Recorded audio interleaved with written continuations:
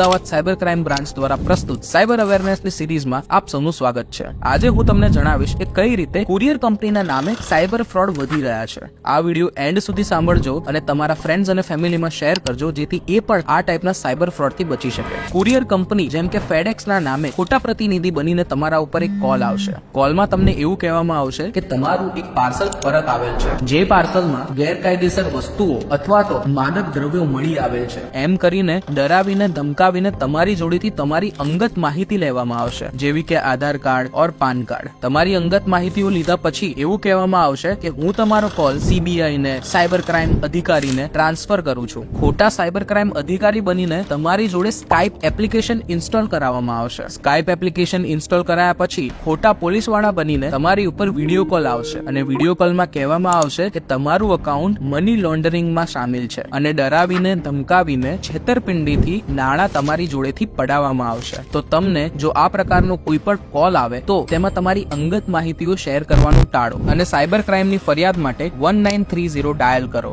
અથવા તો online complain કરવા માટે www.cybercrime.gov.in પર જાઓ અને આવા જ સાયબર અવેરનેસના વિડીયો જોવા માટે અમદાવાદ સાયબર ક્રાઇમને ફોલો કરતા રહો।